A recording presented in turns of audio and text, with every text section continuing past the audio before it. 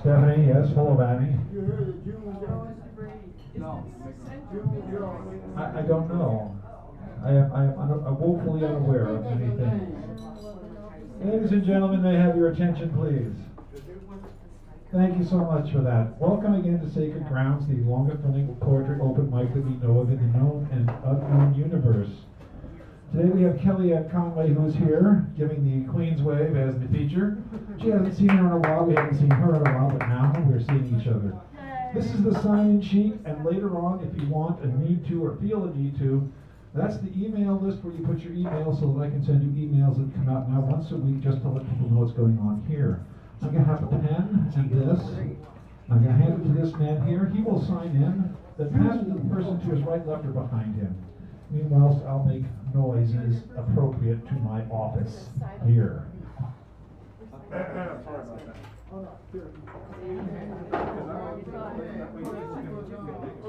There we go. Just finished recording on Monday. But now we do Okay, so I would like to point out that Mr. Natural has already put the camera up. This is a live streaming event. Not a dead streaming event, but a live streaming event. I don't know what a dead streaming event would be, unless of course you like the Grateful Dead, which was a dead streaming event. If you have a cell phone, as I know I do, now's the time to say, gee, I bet this would be a perfect time to turn this cell phone off so it doesn't go off during the reading. Yeah, let me do that for you before your very eyes. Good teachers always demonstrate to their students what the heck that is they're expected to be doing. I'll go over the fabulous prizes. Tonight's theme is still yonder American flag, which is behind me. You may address the flag with your poem at any time if you want to do that. You do not have to do that, but it is the ongoing theme of this evening. The light condom is on. The amp is set up. Is this a good? Everybody hears me? Is this good? This is good? Yes, very good. All right, thank you very much. Thank you very much. I would like to, before I go to the fabulous prizes that we have for this evening, I would like to tell you my favorite political joke, which is what? George W. Bush. Please don't get that confused. George the Second. George the Second. That's two the gift jokes. that keeps on giving. That's two jokes. Well, true enough. Go ahead and sign. Daddy's the little war criminal. Yes. We like him very much. He is very friendly. He does nice things with animals. Yes, he does. And Nice I thing. think selfies in the bathroom. Yes. So to go over the prizes for this evening, for those people who aren't aware that I do this, To Marry Medusa by Theodore Sturgeon. Theodore Sturgeon, excellent science fiction writer. A portrait of the artist as a young man. James Joyce.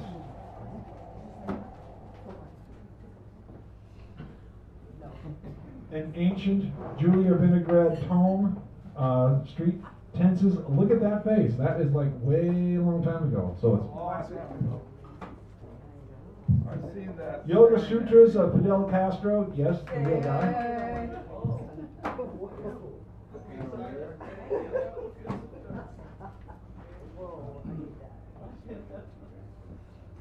In other words, the Berkeley High School Literary Magazine of 1997, so that should be interesting. And in line with our theme of the evening, the Constitution of the United States, brought to you by the American Civil Liberties Union. It's a copy. Keep it in your car. You never know when you're going to need to quote it to somebody. So those are the fabulous prizes outside of being the keynote, or the many. We'll go over that in a while.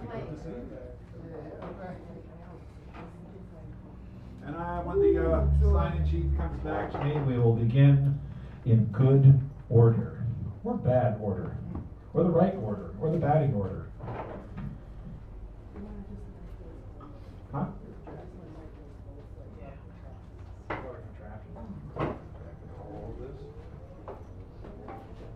This only has one plug, so I'll have to unplug this one.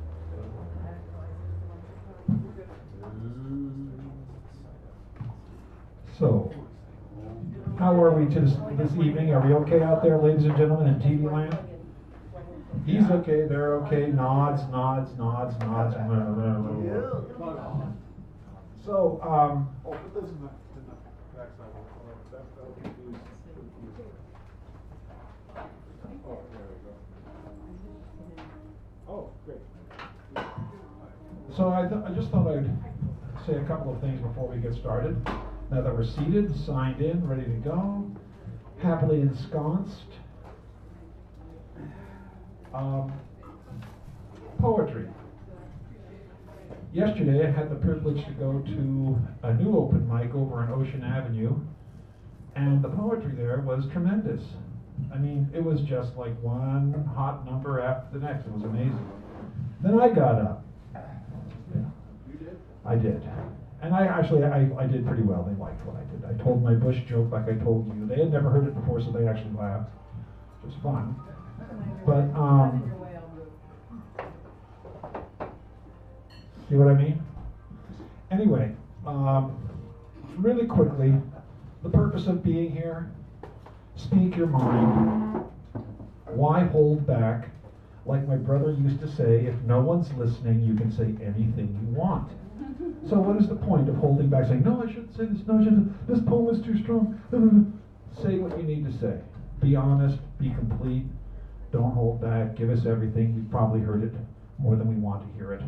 You But we'll hear it asked for again. it, you're gonna get it. Yes. She's got it to give. Oh, good. Well, then there we go. You So, just changed my mind on what I was gonna read. So. oh, well, there you go. See? So we want to hear your truth. We want you to be up here and feel free to express it. Of course, like my other brother says, yes, but when you say whatever you want, you have to be able to really willing to take what comes of that, I guess. But, you know, a bit of a free speech zone here. Think about what you are, why you're here, what we're doing. And there are people out there watching. And the thing I noticed about the Facebook pages that we have is that I post the videos, but over time people go back and look at them. So sometimes, you know, like I'll look at a video that's been seen like 15 or 20 times, and later on it's like 28 and 29 times. So I'm thinking, oh, so people are going back and looking at these things. So even if people are not viewing it right now, they sometimes view it later. Keep that in mind. Be nice, be good. Let me sit down and find out who is kicking us off. Let's see, who is kicking us off?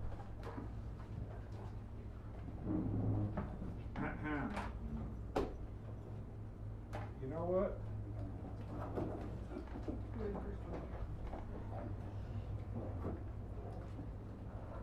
I thought I had him with me.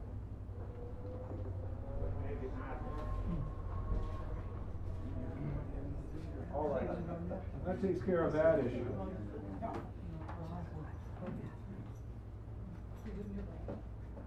Oh. Someone who hasn't been here in a while. Mr. D. Allen. Yeah. Mr. D. Allen. Haven't seen him in a while. Woohoo!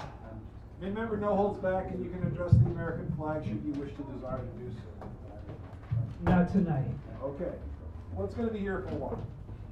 All right. I'm going to do one poem for y'all. Yay. Kind of open the open mic for tonight. This is my first new poem for 2015. This is called Zalagi Rose. Just finished eating dinner. Zalagi Rose. Ever heard of the Zalagi Rose? Well, the U.S. government had gotten greedy again in 1828. They found out there was gold underneath the southern land called Georgia. 10 years later, the U.S. Army was sent down there to evict the Zalagi Indians from mountain homes they've held on to for thousands of years at gunpoint. The only notice ever given, the original gentrification. Can any of y'all hear me okay with this mic? Yeah. All right. Just wondering. The Zalagi Indians were made to take a long cross-country walk west, all 1,200 miles, from Army stockades to some barren land, later called Oklahoma. Whole families marched through Mississippi winter snow without moccasins on their feet. 4,000 died from starving, freezing, disease. Mothers cried for their young as numbers of their tribe fell on the way westward.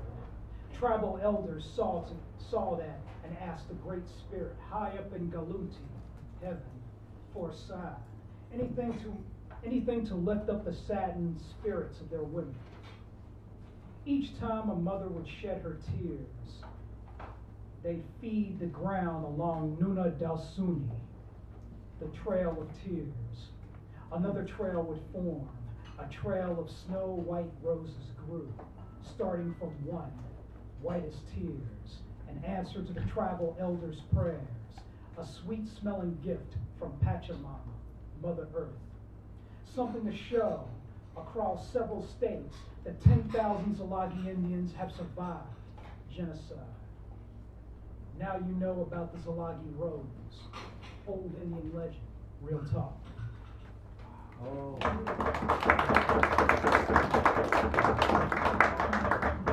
That was a new poem called Zalagi Rose, based on a very old popular legend in my home state of Georgia. I'm D. Allen, you're the crowd. Thanks for listening. Thank you, D. Allen.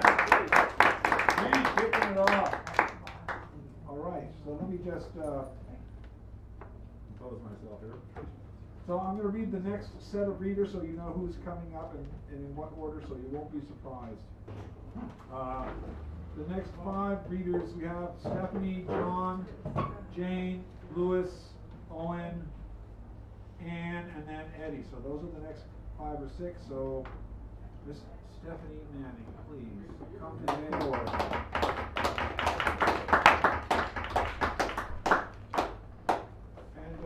She is associated with this very fine open mic reading in our copies. This Saturday. This Saturday. It's the first Saturday of every month. La Right? Promenade Cafe on Balboa and about 36th, Yeah. something like that. It's across from the Balboa Theater. And seven. 7. Well, let me just look at what it says. No, I don't think it says on there. No, I think it is 7. 21 by law. Yeah. And they have a good website too, www.lapromenadecafe.com. So good food. Okay, well, first I want to thank D. Allen for that. That was a great story. It really reminded me. It reminded me when we walked across the country with the American Indian Movement. We stopped in Choctaw, Mississippi, and the Choctaws had a similar story where they were evicted and killed like crazy, but some of them hid out in forest, and now there's like 9,000 Choctaws on the ridge out there. 2 casinos, and they're doing pretty well. Yeah, considering what they had to go through. Okay, well, now I'm on a personal jag here, and I'm sorry that I'm so self-centered in my poetry these days, but it's just what's coming out. I'll recover. Just haven't recovered yet. Anyway, here we go. Multi-storied house, rooms big and small, light from daylight streaming, and at night from intimations of love, from bonfires of love. Fire in solitude quickly burns out, and so here's the question. Is the cure a distraction from obsession, or does obsession serve to distract us from such things as difficult work? Save me, moon, remind me about the other rooms in my mind, the library, the meetings, and a coming dawn, bird song, and the transcendent outcome of movement. When I leave the house of me, look outward and see you, nearly full.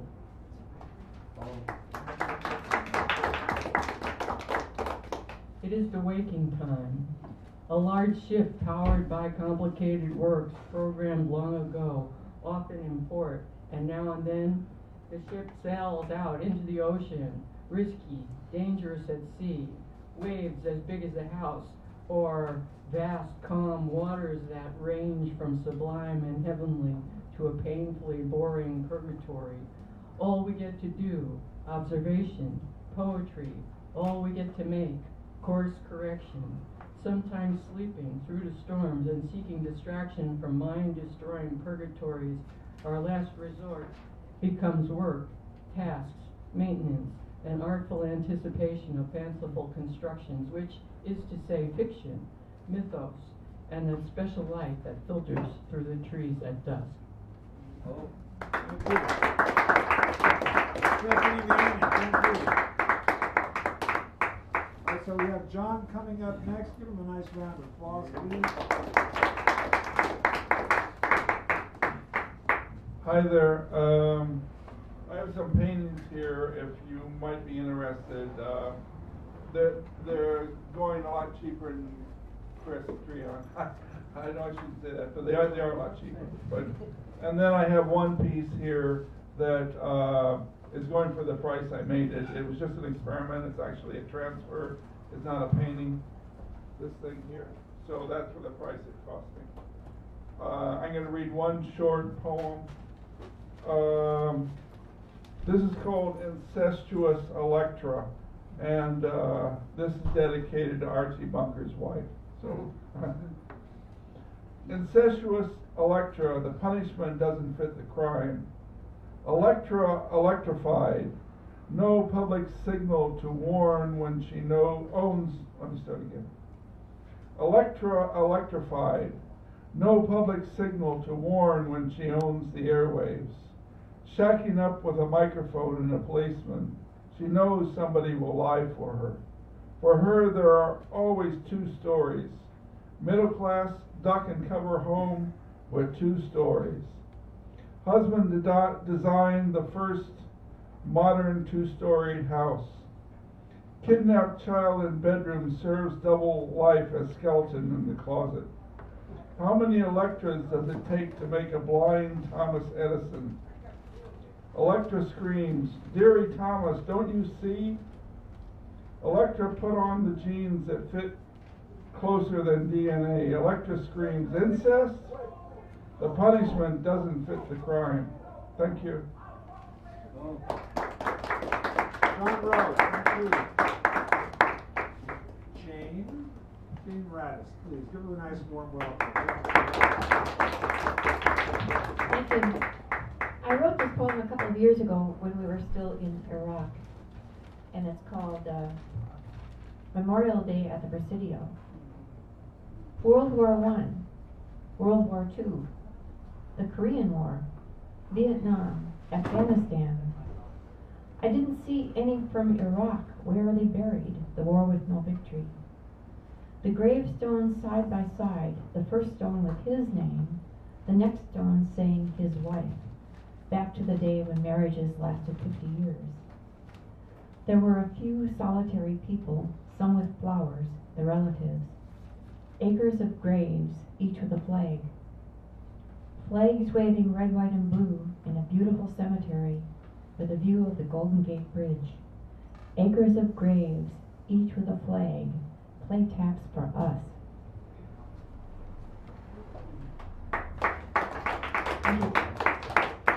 And this music these days. I can't stand to listen to music anymore. It all reminds me of something. First, it was classical when I met my husband-to-be in the 60s. Then rock for many years, 24/7. Then years of getting albums from the public library, the Moody Blues, the Who, then nothing. Then country western after seeing the movie Thelma and Louise. Riding around in the car, radio on full blast, driving around downtown with the windows rolled up. Now, again, nothing. I can't stand any of it. Thank you.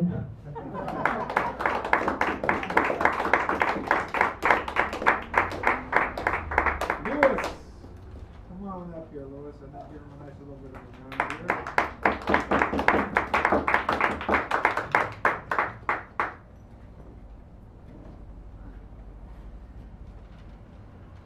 The Alternative Club. Reality is fatality. It happens to rats and cats, and it happens to me and you. That's the way it is here, fatso. You don't mind me calling you that, do you? You are overweight. So don't look back. Mr. Cat is right behind you, and he will only make you more nervous than you already are. Got the jitters? Take a pill, have a drink or two. The worst that can happen is you'll die sooner than later, because you're gonna die sometime, dullard. Excuse me for that one, it was out of place. But there is another way. Forget your political rants, guys. If you hate the Republican Party and John Boner, which he pronounces Boehner, but it's really Boner in particular, I understand that, but it's not literature. And babe, I don't want to hear your version of the vagina monologues ever again. If your boyfriend has a big dick, that's fine, but it's not literature. But there is a third way, an escape from the usual dullness and numbness of this world. You could call it the alternative club. Other voices, phantom rhythms, unending melodic variations, the extended cadenza, coulda, spree, lambda, la, duh. It's beyond the fixed ideas, the frozen notion, the freaking nation, the used car theory of almost everything not worth knowing, and the old grudge, as sweet as that may be. It's called the incredible hunt for something fresh and new, or something searching for something out of sight, out of mind, hidden, concealed, around the corner, down the dark alley. But let me warn you, it involves hard work. If it is a thing you are after, it may not be the thing it seems to be. You may have to look hard and long at it. You may have to prod it, probe it, take it apart and put it back together again until it reveals its secrets. If it is a person, it may not be an easy hangaround or welcoming you with open arms because, well, it may be picky, prickly, son of a bitch. You may have to cultivate his or her acquaintance, even bring it a little gift or two. Simply put, as some people like to say, or put simply as others prefer to put it, I will simply say this: it doesn't seek the companionship of compromised lives. I do hope you're not living one of those miserable things.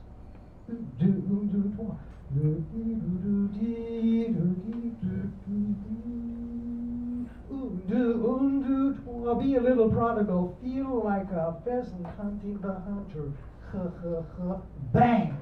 And if you're a peasant, be a prosperous one with champagne and caviar instincts, fully engaged. Bon appetit, charity, because the two kinds of poetry are simply a bore.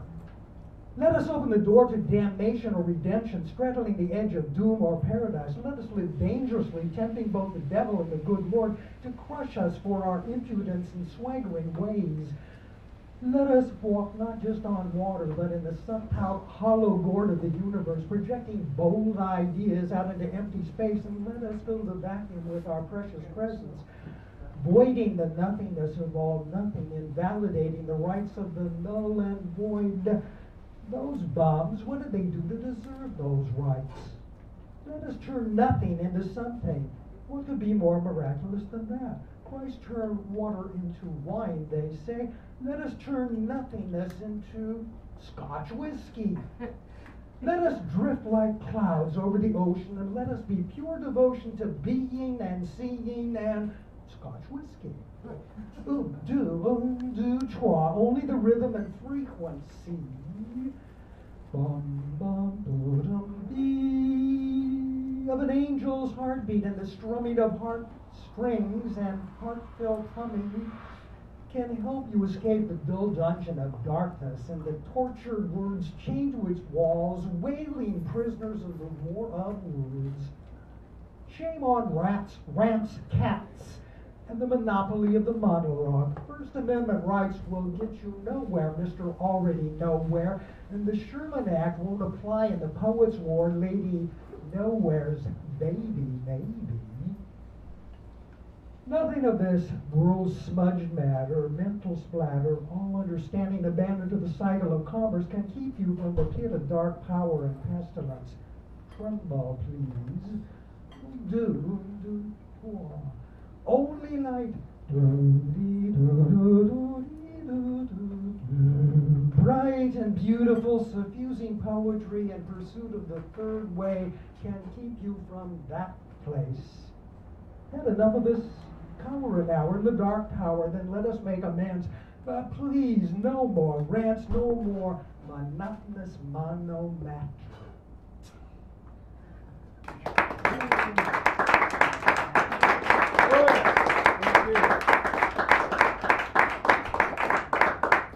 Alright, so we have next Owen, then Ann, then Eddie, then Adolph, then me, then it looks like...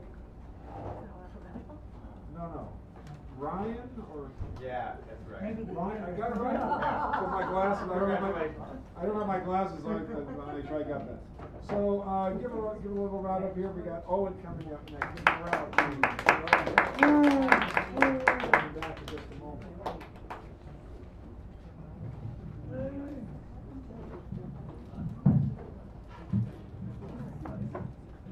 Can everybody hear me? Yes. Okay, good. I'll speak up for people who said they can't hear me. At the Trieste, it claws at our psyche, fired up fizz. Maybe we can thaw out at spring. I'm always unsure of myself at night. Psyche ran out on Cupid. Art Crane died on a metaphor. The Daily Double talks back. My mind is destitute. It saves to use reason. I am confused when the Russians dance. Metaphors beg for a poem. Sirens wail on Grant Street. People march up and down. Singers are surly, witches are nowhere, Collins captivate. The Trieste goes ape on the great, metaphors are scattered like ashes on the page.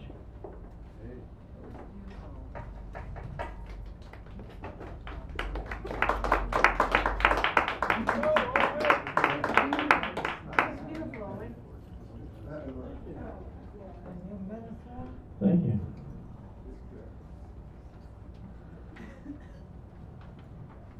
Men at about 5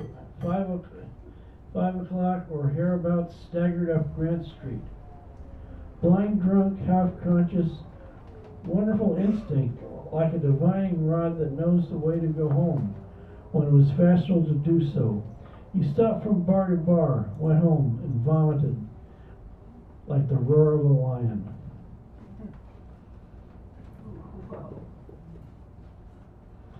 Day of life. The iron flute whinnies and tootles. Clouds of pink and orange red, illicit silver soul flashes to the gates that block that feeds the flocks that try to awaken the sea of horns and fishes. Cattails mope and teach the black sky new brides of longing and deceit. We say so to further beds of lava and reeds blowing, imploring the wind to chasten its huge lungs in impious stride of death.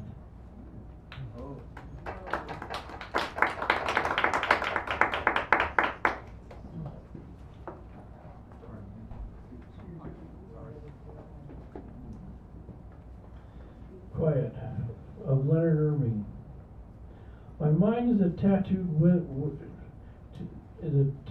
tethered, withered horse. I know in and out as a clever metaphor. I pardon its clumsy, doofy-footed lack of grace. I dare not put my foot into it.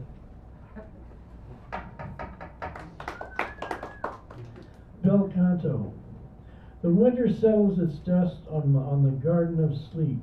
The day-long furies faint sunshine, the clouds full of the birdless sky. Surfboard, B-O-R-D. Sand, rocks, kelp keep nature's fame of ambient destiny of further quarrels with its elegant one-hand clapping. The cold penetrating quietude of its noiseless murmuring metaphor with life we think we are at one with, and are never in any way able to do without.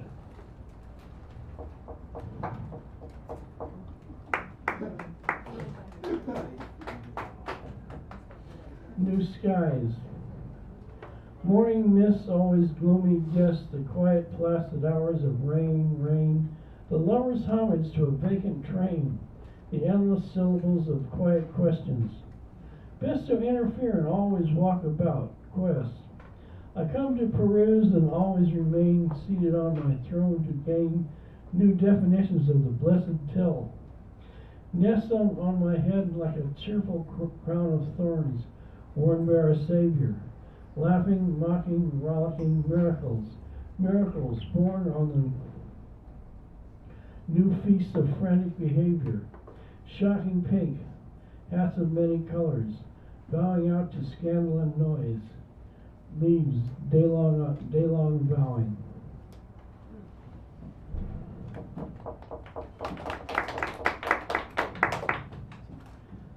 On plagiarism, such a wonderful metaphor, such a beautiful line. Oh, I could not resist. That's it. Thank you so much. Thank you very much. Going back to ladies and gentlemen. Reader. All right. And Leonard. Oh, you're here. And is next. Give her a nice round of applause, ladies and gentlemen. We're working at the house here. Hey, One more thing. If you're here and you have not signed in, but you want to sign in, you can just wait. If you wait till the break, there'll be time to do that because before the break is full, and I'm full of many things which will remain nameless. And take it away, please. Okay, Louis, this ain't no vagina monologue, okay?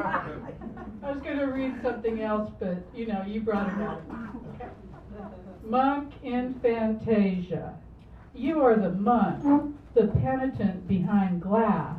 White canvas ducks and white t-shirts, stamp number 116556. A wisp of smoke. The music hangs in the air. Your 20-year Tennessee State death trip locked down 23/7, holding on to the bars. Enchantment alight, adrift, not quite there. Waiting for that last wild ride, a triple hit shoot 'em up cocktail like brown, purple, green twig. Cooked up by the man with his head in a black sack, the government vet. Afloat down the stairs. I do woman's work, held close in subterranean brick. So mysterious, oh so warm. Work only a woman can do for you, keeping you alive for your last bout in U.S. court. The cafe au lait man in hat. I carry an ankh and I know, and for punctuation a jade rubber plant in bright exclamation. I spread my legs, lift my skirt, and lean back in the chair in the non-contact steel and glass visiting booth, the smoke streaming, blossom sizzle, and pull aside pink cotton panties, pink daisy crotch, green chimneyopoly, ivory 88's twinkle trinkleology, a view for you of fuzzy purple brown glisten, the intoxicating enchantment. I hear your jazz until the shadows cast through inch-thick, bulletproof footsteps, bowsprits cutting in, the clank of keys, burst of squawking walkie-talkie, and the guard, cushy pastel blonde, cinched in Baptist hardshell, earns a turnkey's thrill on holstering Bossman Motorola cacophony. Love disembodied in a glass booth, yet even now we know the love within's without, number 116556. You taught me and I listened. Love's in flight. It's in the air. It's everywhere. So darling, tonight, please, please call me on the telephone. I won't be no ghost. I'll be waiting for you on the telephone. Green chimneyopoly, ivory 88's twinkle trinkleology. I hear your jazz.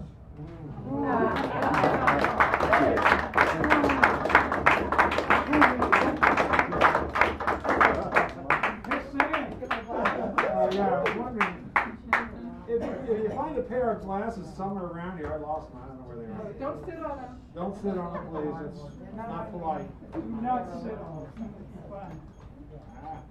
All right, let me just see here. Ann, thank you so much. Eddie, then Adolph, then myself, then Ryan, then Kellyanne, our teacher of the evening.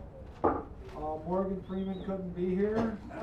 Lorna Doone didn't make it. Tom Swift was a little slow, but you know, that's how it goes. I try to get these people to take the 21 Hays, but do they? No. Margaret Mead sends her regrets from yesterday. Yes, come on up, Eddie. Give him a nice round.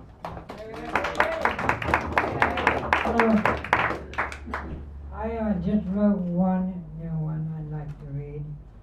This is called poker face. Like an uncut diamond, my edges are rough. You raised your hand, and I called you bluff. You held your cards, and I put you in check, 'cause there's always a joker on the bottom of the deck. You'll cheat when you can, no one knows what you're holding, and your poker face can make a full house folding. Eights and aces and jacks with no faces. You thought that you held all the cards. With a poker face, you can outbet till you win. On the side of the house, you butter all in. Like an uncut diamond, my edges are rough. You raised the table, and I called your bluff. High stakes poker, you'll cheat when you can, but your aces and eights are a dead man's hand.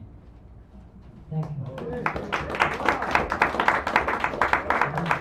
I'd like to make an announcement though, on March the 28th, that's a Saturday, 7:30 at the Minter Gallery in San Francisco. The website is 111 Minter Gallery. I'm going to have a couple of my paintings there. I'm not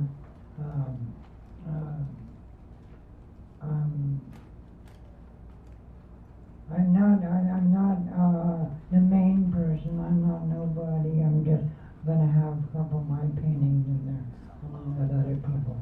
So if you make it over to Minter Gallery Saturday the 28th, I hope to see you there. Bye. Thank you, Amy. You are something. All right.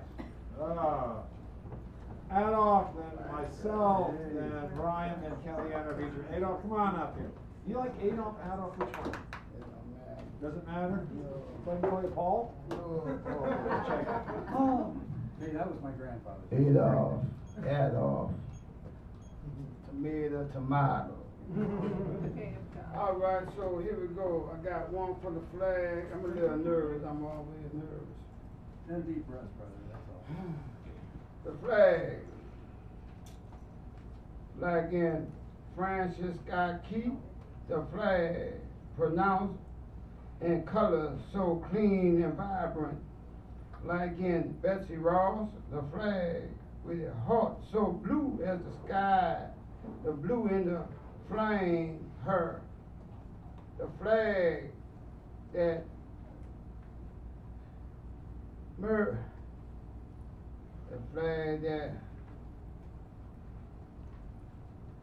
moralizes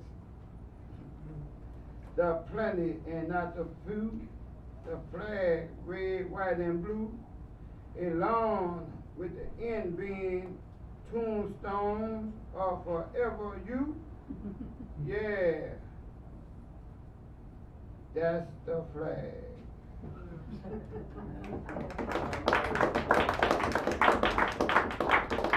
Oh, here we go, the plate. Step up to the plate, the home plate, where we start. The smart ones, the rich ones, the wish ones. They are the ones that rule by any way they want it. They own the land for growing cotton and food. You know the plate, the home plate. Now the plate is getting overrun, stomped and stamped on as they rush to cash in, to perform a righteousness that have long been needed, and you is on the plate. And when some say demo day, people say, who is demo day? Knowing always, but keeping it hidden to themselves. For the run to cash a right or to bask, to shout out at the plate, the home plate, step up to the plate, it's your chance.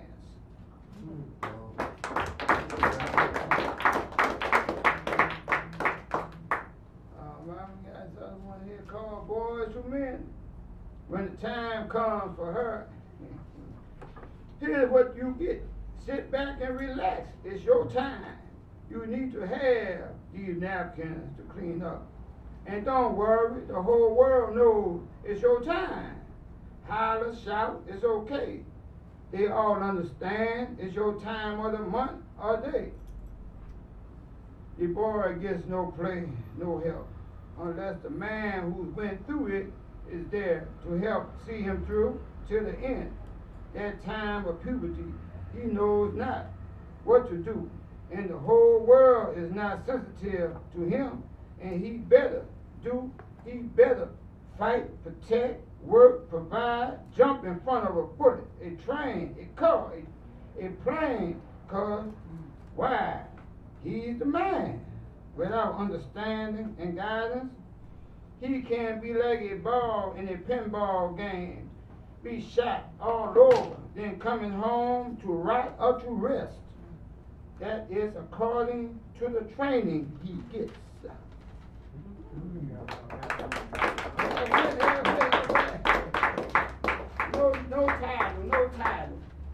No title, but it says, our deepest fears is not that we are inadequate. Our deepest fears is that we are powerful beyond measure. It is our light, not our darkness, that most frightens us. We ask ourselves, who am I to be brilliant, gorgeous, talented, and fabulous? Actually, who are you not to be? You are a child of God. Your playing small does not serve the world. There is nothing enlightening about shrinking, so other people will not feel insecure around you. You were born to make manifest the glory of God that is within us. It is not just in some of us, it is in everyone. And as we let our light shine, we unconsciously give other people permission to do the same. As we are liberated from our own fear, our presence automatically liberates others. Nelson Mandela. That's what I thought. I remember that. Thank you. Woo, that made my day. Thank you. That's one of my favorite quotes. I love that. I mean, it's like, who are you to be like, to put yourself under your own basket and do all that stuff? What's wrong with you? All right. So, how are we this evening? Are we good? Mostly good? Fairly happy? Kind of happy? Sleeping? Happy. Rich and famous. Oh, I love that. Rich and famous. All right.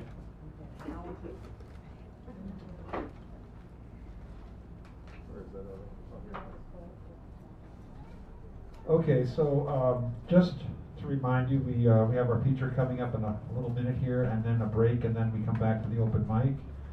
And if you haven't signed up, then there's places to sign up because, like I say, before the break is taken. And this poem has to deal with our dearly beloved an American flag. This is not the American. Let me just make sure people understand this, because otherwise they would. Yeah. It's a grand old one. This only has 48 stars. It doesn't include Sarah Palin. Please.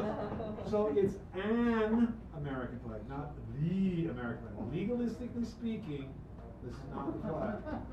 So if someone says, well, they're making fun of the flag in that place, I'll say, it's not the flag.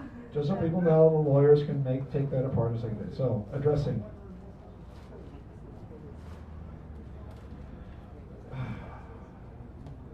How can the dead ever rest? For what must surely prey upon them, enticing them to remain connected, unable to let go of life, and so be drawn into our consciousness while we focus on their death and they call and beg to us invisibly.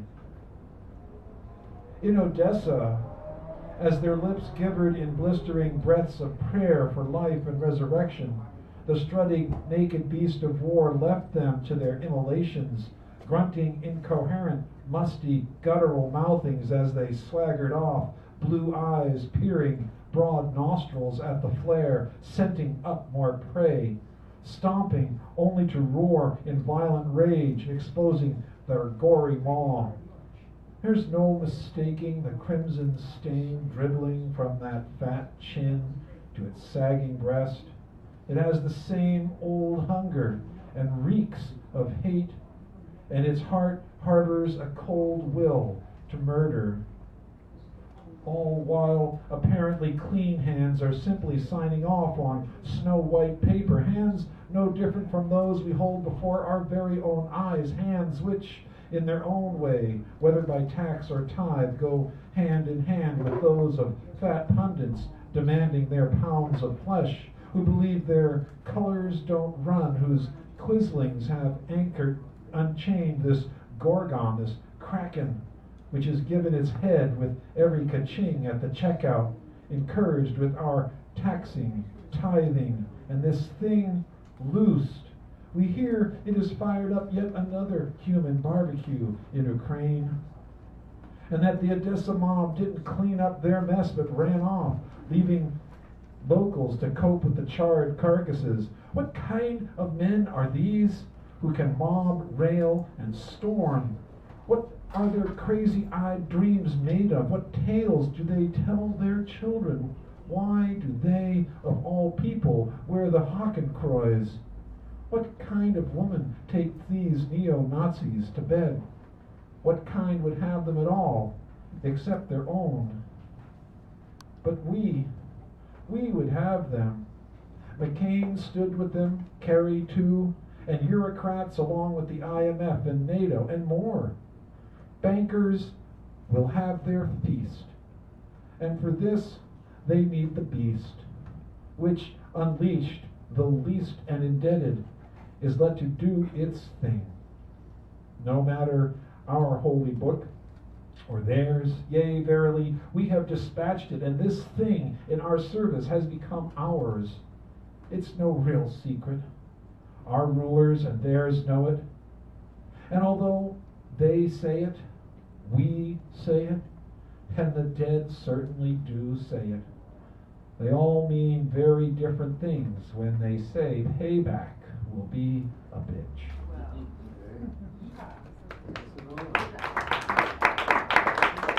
And now for the good news. Huh? That's me, yeah. I was upset. I like it. I becomes like you. it. Yes, It yes, becomes you. yes. Yeah, it does. I like upset. Yes, well, this is a non-upset poem. This is a poem that goes to the other end of the spectrum.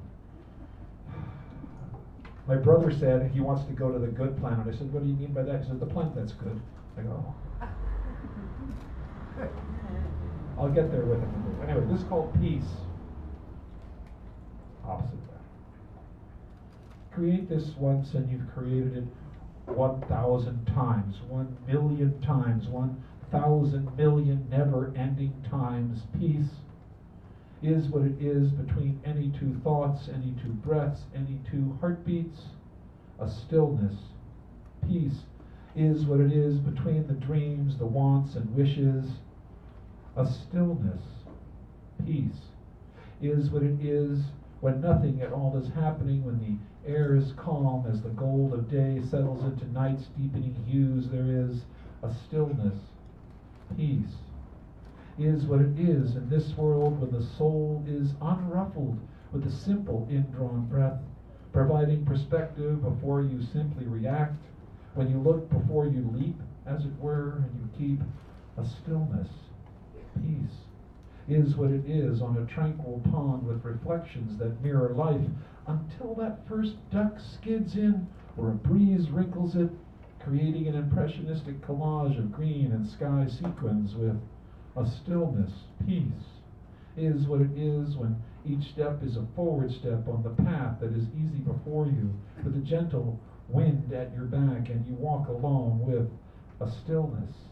Peace is what it is when your quietude is like that of a new moon's, and you're reeling with the inspiration of a lover's serenade, all on a lazy, hazy summer's night, and each clear, moving note is embraced by a stillness.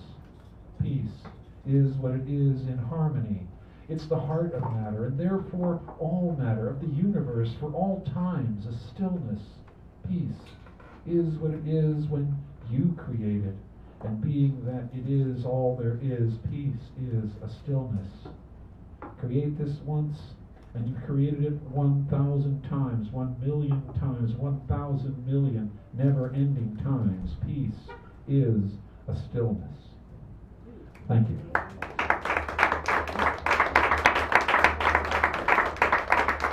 So it's kind of like the yin and the yang, you know, or something. Now you just Ryan, then Kellyanne. So Ryan, come on up here. Is this your first time here? This is my first time. Give him a big round of applause.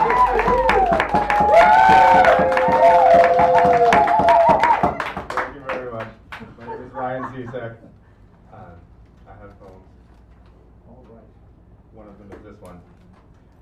You know what you want when you look at poetry? You want that poetry to look back into you. You want it to stand there, knocking, and even though you're on the other side of the door, arms folded like, I've already heard the good news. It is insistent and persuasive, and finally, it will huff and puff and crack your ribs like that alien autopsy video, or better yet, Alan Moore's first issue of Swamp Thing, and inside yourself you'll discover that what you thought were your bones, your kidneys, your lungs, your, wait for it, yeah, that cliche. It's all something else.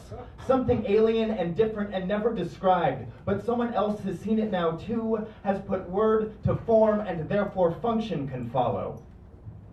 When you look at poetry, you want it to look back into you. You want that abyss to gaze also, and by observing, to change you. These words on that page, put here, come here, spilt from this pen, spit into this microphone, leaving an indelible mark not just on the milky expanse of paper or the photons of a computer screen or the silence of a room, leaving an indelible mark on you, as clear as a burn or a tattoo, lopping your hand off at the wrist and leaving something new in its place, sinking its sigh so deep into your back, your shirt tense above your heart. When you look at poetry, you want it to look back into you. You want it to be a mirror reflecting you, flaws and all, a scanner, darkly showing you things about yourself you could never know without it, without a stranger's words. You want it to cut to the chase, cut to the quick, cut you open and let that bracing air inside. When you look at poetry, you want to laugh, you want to cry, no matter how many times you read it or hear it, because it never becomes less true, because it always becomes more. Just like you, always becoming, shucking old skin and spreading new wings, a leaf on the wind.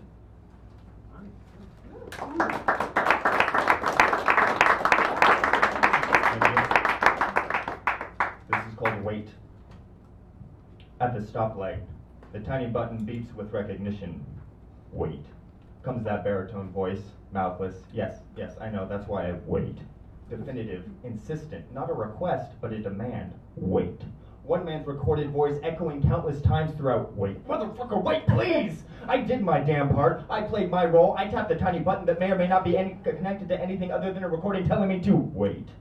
Would it have been so hard to record an extra syllable? Then it hits me. Wait. This is how it starts. And we've already lost. When the robot uprising comes, when we fight the last desperate battle against our cybernetic overlords, their glistening steel foot stepping on a human skull, forever, when the war swallows our children to use as batteries and sandblast the faces from Mount Rushmore, I will know that this was the first battle, right here on this street corner, this sunny afternoon on my way to work. Wait. I can feel the scales tipping away from humanity forever, because we cannot be bothered to program politeness into the goddamn crosswalk signals. We were too thrifty, or unconcerned, or pressed for time. Wait. Or what the fuck ever, to program the most basic concern for human decency in at the very beginning. And when the robo-apocalypse comes and we're defending ourselves with pitchforks from the toasters and the Roombas, when I am looking out across the tree-denuded landscape my children will never see, it will do me no good to bellow "and I told you so" into the blighted sun. The weight of this realization paralyzes me until... Oh, it's my turn to go.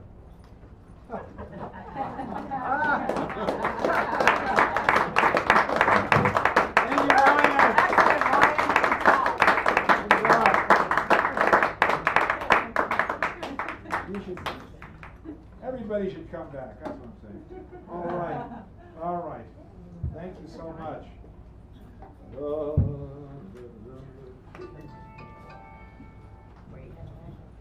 An echo. Well, tonight's feature is someone who's been known to me for several years. I met actually through Sacred Grounds, coming here. Is how we met. And her poetry developed and changed and developed, and she has many, many talents. A wonderful human being, friendly, helpful, thrifty, brave, courteous, kind, all that. I don't want to go on because I don't want to take her time. Kellyanne Conway is a beautiful soul, wonderful poet, and a good friend. Kellyanne Conway, come on up here, take your applause, and take her home. Thank you.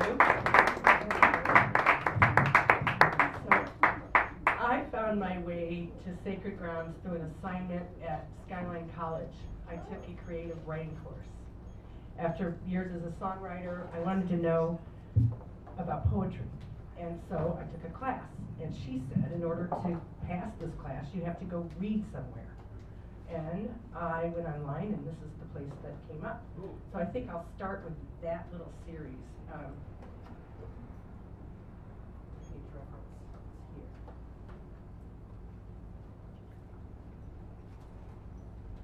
These, by the way, are sound healing tools, and I've recorded this, a CD that goes with this book that contains all these sounds, planetary tuning forks, and it's been recorded on a monochord table, which is a wooden table that's hollow. It has 28 strings under it, all tuned to one sound, which is the original A, which was 432 hertz per second, not 440.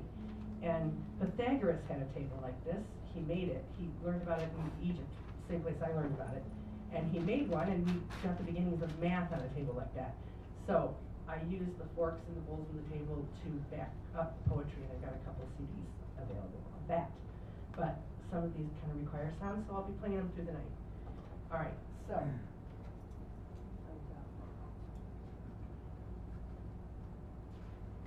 So when I first came here, I walked in completely nervous, scared to death. And I was so very welcomed. And some of those faces aren't here, and that breaks my heart. And I'm so grateful for the ones that still are here. Back to school.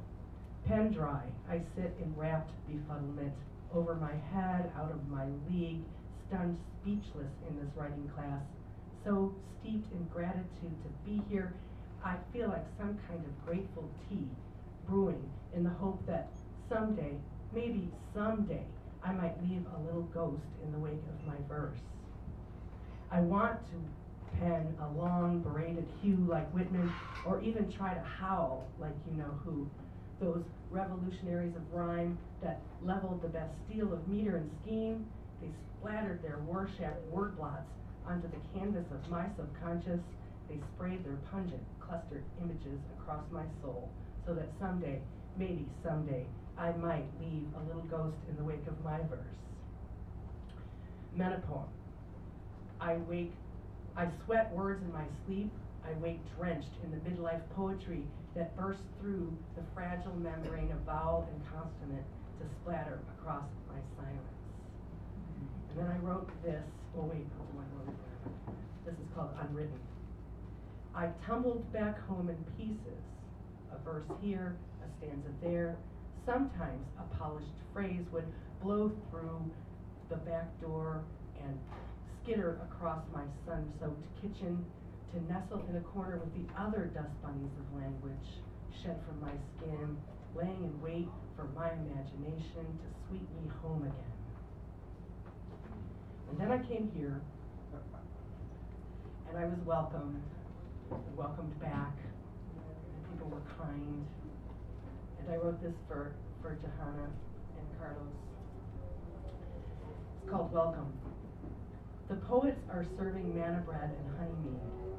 Come in, sit down at our table, and sip a warm mug of clove-mulled metaphors. The commas are browning up nicely in the toaster, and the poems that were bubbling hot and crispy on our collective oven are now cooling, fragrant on the hearth. This aroma makes crinkles in the corners of life's eyes. That's that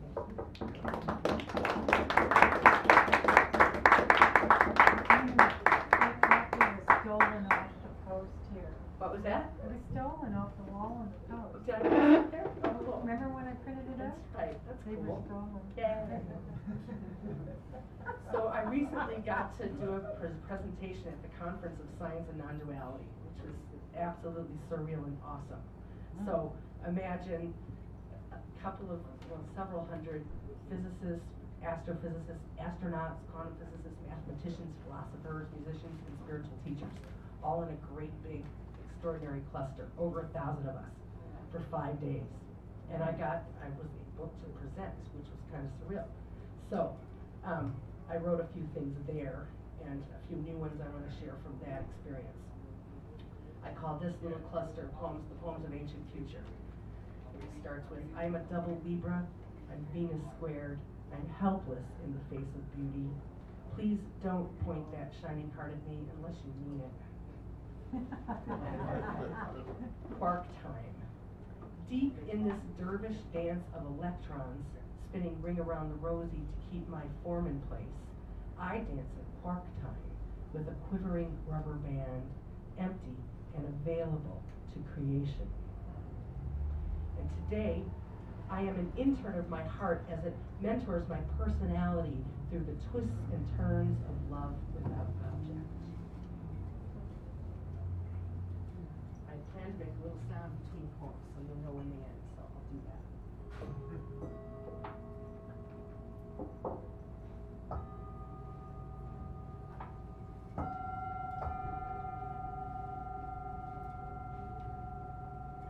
This particular ache. The timbre of this particular ache is vastly familiar. It came with the peripheral whiff of God as it swirled through my open heart, and I knew it was you. These are some poems from the light of my core. I wrote this for my teacher, Leslie Temple Thurston. Down every road, there are moments so sweet they make you stop and tend your altar. And you loose your reverence on the early evening air, and let your heart travel by breeze and bird speak to shower a dusty marketplace somewhere in the land of spicy oil, camel, mint, and cumin. I found that we are prayer flags, we are smoldering myrrh, we consecrate the moment.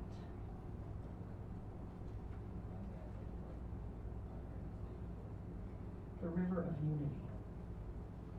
Beloved, if you sit me down by a river in Babylon, and I am blessed to have my zither, I will not lay it down or smash it against a poplar, even as I weep. But I will play it with my heart and give you back this prayer. May I never find a land so foreign I cannot sing of Zion and liberate my captors. If I forget that my hands do your work, may they be still. If I forget that my voice is yours, may it be silent. Empty me so that I can remember I am made entirely of you. That much love. The moon stood in the doorway of the sun to ask for more of what she was. She rang the bell. The porch light dimmed. The night became a velvet cloak. On a frozen welcome mat she lay, laughing in the knowing that even a millionth of a moment in the presence of that much love was quite enough to keep her warm until the dawn. This is called Divinium Gentius, the Divine Brother. Once she came to me dressed in the mantle of the sky. I turned her shoulder away from the world, and then her little son called through the window of my eternal soul and beckoned me to play. We tagged screamingly, "You're it," in clover-peppered meadows, rolled breathless in the heady, fragrant lamb's grass, and nourished our starving father with the sustenance of our laughter. This is called Silent Night. You're on the way. What was that? Because it's so mellow when you go from one to another. I think that's why nobody's